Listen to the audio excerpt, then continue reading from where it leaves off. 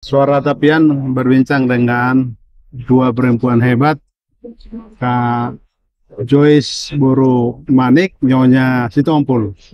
Dia penggiat dari Mandar Ulos Balige dan sangat gunda bagaimana identitas Batak ini seperti tidak diperhatikan. Begitu juga dengan kakak kami, itu Ana Boru Lumban penggiat dari Ulos.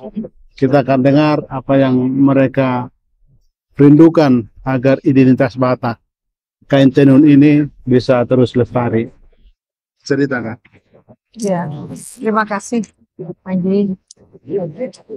Saya melihat leluhur kita, nenek moyang kita, opung-opung kita sangat kaya warisannya kepada kita.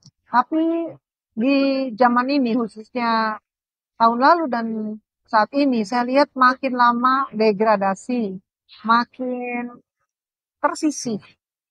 Dan hari ini kami sepakat beberapa dari teman-teman saya yang punya usaha dan originalitas karya, saya undang, ayo kita bersama suarakan kegundahan kita mengenai keadaan pelestarian warisan budaya di bagian wastra ya. Jadi khususnya kalau saya sangat tertarik sangat dengan ulos dan Mandar Balige. Tetapi karena cukup banyak sekarang yang hebat-hebat termasuk adik saya Ana itu sudah mengeksplor ulos, saya memilih karena saya lama tinggal di Amerika, saya ingin sekali kalau saya bisa melakukan sesuatu untuk melestarikan Mandar Balige. Jadi yang saya tahu kabar terakhir dari pelaku bisnis di Balige, pabrik hanya tinggal 6. Kabarnya dulu 50 bahkan ada 100 pabrik. Semuanya tutup dengan alat-alat yang sudah sangat tua. Sangat-sangat disayangkan kalau yang 6 pabrik ini sampai berkurang lagi. Hari ini saya juga memakai Mandar Balige, tapi dengan modifikasi. Saya bawa juga produk-produk yang mungkin bisa dibeli sebagai souvenir melengkapi ulos kita yang hebat itu. Mungkin ke Kak Ana sebagai penggiat ulos, apa yang Kak Ana rasakan agar ulos ini benar-benar terus dilestarikan. Memang juga motifnya juga bisa dikembangkan gitu. Ya. Sebenarnya sih kalau melihat perkembangan sampai saat ini ya cukup bersyukur untuk ulos ya. Tapi juga prihatin juga dengan pakemnya itu yang serba kayaknya tidak ada lagi aturan yang baku gitu. Kita berharap dengan ada wadah yang kita bersama-sama bisa belajar tentang ulos lebih dalam dan bersama-sama sepakat bahwa kita mau tetap budaya kita ulos ini kuat, motif-motifnya itu benar gitu. Kita bersama-sama mau memajukan itu. Walau bukan berarti membatasi untuk mengembangkan masalah warna, masalah motif-motif boleh dikembangkan, tapi kita tetap tahu bahwa ulos kita itu bagus banget, luar biasa ya. Peruntukannya di adat untuk ulos, boleh dimodifikasi yang mana, itu kita bersama-sama mau melakukan itu. Mungkin satu lagi pertanyaan untuk Kak Joyce. Ya. Karena tidak banyak orang Batak tahu Mandar, terutama Mandar Balige itu. Barangkali bisa diceritakan juga latar dulu dibuat Mandar ini karena kurang sosialisasi di masyarakat Batak. Mandar sepertinya tidak pernah diangkat. Ulos memang kita tahu sudah banyak pengrajinnya begitu. Tadi justru hanya 3 yang memproduksi 6 ya, tinggal 6 pabrik yang memproduksi ulos atau Mandar Balige itu. Apa yang kakak lihat? Kenapa ini kurang masif didengungkan begitu? Satu yang saya kaget sekali, waktu di New York ada kakak saya, kasih lain, memberikan saya Mandar Balige, tapi menurut saya seperti high class gitu. Tapi sesudah saya selidiki di kampungnya sendiri, bahkan di tempat produksi, hanya sedikit cetakan-cetakan itu dengan mesin. Setahu saya tanya sendiri, mesin yang sudah tua-tua. Tidak lagi digital yang sekarang kekinian mencetak-cetak sarung-sarung dari saudara-saudara kita di daerah lain gitu. Ciri khas dari mandar ini kotak-kotak itu menurut saya karena saya lama tinggal di Amerika, unik ya.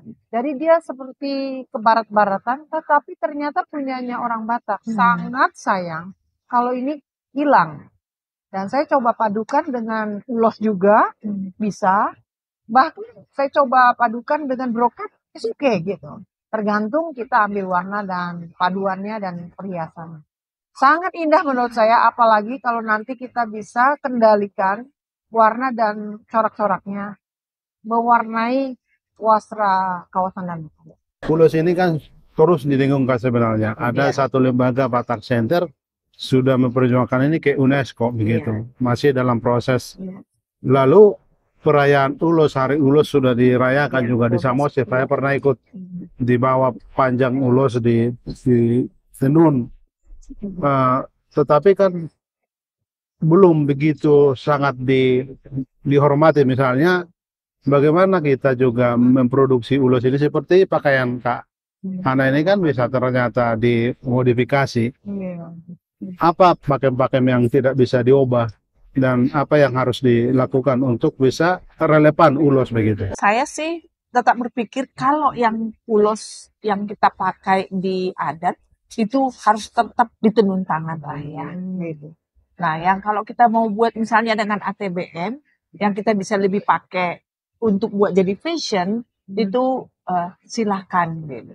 Jadi itu harapan saya sih. Jadi penenun-penenun yang tradisional yang dengan alat tenun gedokan itu tetap lestari. Penenun-penenun yang di kampung tuh tetap bisa hidup gitu. Itu juga harapan saya. Nah, kalau bagaimana supaya pakem-pakemnya itu tetap ada, memang menurut aku kita perlu museum khusus kali ya supaya itu benar-benar ada contoh-contoh itu dilihat oleh orang. Oh ya, yang lagi hutang ini yang begini nih gitu. Udah jangan semakin lama makin nggak jelas. Dari Kak Joyce, harapannya untuk orang-orang yang bergiat di Mandar juga agar mereka terus gigih mempertahankan identitas ini. Karena saya juga sangat mencintai ulos, tapi sudah banyak dan kita ditambahkan lagi ada ternyata sarung yang juga unik. Mari kita pakai yang khususnya yang lahir yang disebut katanya orang Batak memakai sendiri ulos kita, mandar kita dan menceritakan dan memakaikannya kepada anak-anak kita. Ceritakan betapa hebatnya, betapa banyaknya cerita-cerita dan keunikan orang Batak itu. Kami juga berbincang dengan Ibu Ita Borusi Hombing, dia penggiat dan berharap identitas Batak ini tidak hilang begitu. Ya. Apa yang kakak lakukan dan apa yang kakak harapkan untuk ke depan identitas kita ini tidak hilang begitu? Saya ini kan adalah desainer jewelry ya. Jadi di mana memang untuk DNA-nya adalah garisnya udah jelas adalah etnik. Di mana produk kita juga brandnya namanya Nada Jabu Etnik. Udah pakai jabu nih, berarti kan mengidentitaskan Batak ya. Saya bangga sih sebenarnya selalu menggunakan identitas Bataknya. Nah, sehingga mungkin salah satu yang saya desain itu adalah nantinya lebih banyak untuk perhiasan-perhiasan Nusantara. Nah, ada PR saya memang dengan satu desainer yaitu Pak Musa. Ketika beliau datang melihat produk saya dan melihat karya saya, beliau bilang begini, karena saya ada membuat satu kayak liontin dengan kayak bros juga, bisa dipakai untuk bros juga, di mana liontin itu terinspirasi dari keluarga Batak, hiasan dari rumah adat Batak itu. Nah, saya pikir ini cantik banget. Selama ini kok saya bikin perhiasan dengan desain ukiran-ukiran Jawa. Pasti ini Batak punya ukiran yang luar biasa. Saya baru menemukan adalah Gorga. Dan memang juga untuk kedepannya akan ada desain baru, yaitu di anting itu terinspirasi dari anting tempo dulu ya, yang kuno itu, yang mungkin lingkaran itu yang kayak ada roda-rodanya. Nah nanti saya memang nggak plek-tiplek, tapi terinspirasi idenya dari perhiasan-perhiasan Nusantara tersebut gitu loh. Salah satunya nanti perhiasan mungkin karena saya orang Batak dan saya bangga menjadi boru Batak, sehingga saya ingin melestarikan perhiasan-perhiasan nenek moyang kita tuh cantik-cantik sekali, tapi nggak pernah diangkat. Ya, diangkat tapi desainnya masih seperti dulu. Nah, saya punya ide untuk membawa lebih modern dan siapapun nanti akan bangga memakainya, gitu loh. Itulah niat saya sebenarnya. Barangkali bisa cerita juga bagaimana kakak juga melihat produk-produk misalnya perhiasan dari opung nenek-nenek kita dulu itu bisa dimodifikasi karena itu kan juga sering ditemukan misalnya waktu mau Kalholi ditemukan ternyata ada perhiasan yang sangat luar biasa. Ya, Apa dibalik itu untuk dimodifikasi? sebenarnya untuk memodifikasi itu sih sebenarnya dengan natural aja yang saya dapetin ya. Mungkin saya anugerah dikasih talenta sama Tuhan untuk bisa mendesain. Jadi saya selalu melihat sesuatu barang yang ada, saya pikirkan, saya pegang, saya pikirkan, terus ini saya mau bikin apa nih? Mungkin saya belum pernah dapet tuh dengan kayak perhiasan-perhiasan kita yang kuno itu, yang bisa saya modifikasi. Mungkin dengan nanti saya memegang aja, kayak mungkin ada ikatan batin, nah itu nanti akan saya bisa aplikasikan ke perhiasan lebih modern lagi. Dan siapapun nanti akan bisa bangga dengan memakainya gitu loh.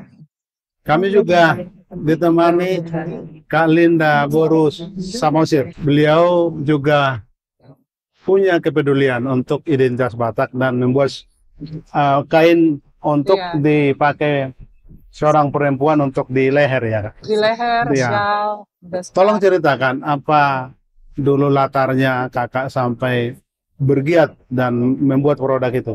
Saya itu mulai sadar dan menyukai, mencintai ini, itu karena cerita dari papa. Jadi kita sering ngobrol-ngobrol gitu ya, kalau lagi makan ngobrol-ngobrol, papa tuh sering ngomong, ini kalau ini artinya ini, terus saudara kita ini gitu ya, hubungannya gini-gini. Nah, biasanya kan dulu kan kalau masih muda kita, oh iya iya iya gitu aja kan ya. Nah ternyata setelah aku ngobrol lebih lebih intens lagi sama papa gitu, secara visual tuh sebenarnya ada yang bisa kita kulik gitu dari ceritanya Batak budaya, tapi dengan tentu aja dengan gaya aku yang ringan gitu, dengan tujuan juga dengan impian itu tuh jadi pembuka untuk jadi cerita ke masyarakat lebih luas gitu dengan produk-produk yang bisa dipakai sehari-hari. Kak Linda, apa yang Kak Linda harapkan dengan banyak perempuan Batak juga ternyata bergiat? Kak Joyce, itu Ana, Kak Ita, bagaimana membangun kerjasama karena masing-masing kan punya panggilan sendiri, punya produk sendiri begitu. Dikerjasamakan untuk ini makin menggeliat makin besar begitu. Saya sih yakin kita membawa misi masing-masing ya, dan itu saling melengkapi gitu, saling melengkapi dan akan memperkaya gitu. Jadi aku punya gaya sendiri, Kak Joyce, Kak Ita, Kak Ana punya ini pasti akan jadi sesuatu yang berharga untuk kita angkat lagi gitu, supaya kita lebih cinta lagi gitu, lebih bangga lagi. Apa pesan dari Kak Joyce untuk perbincangan kita saat ini? Saya hari ini bangga sekali ada 4 boru Batak yang mau maju, mau melestarikan warisan budaya Batak yang baru sebagian kecil.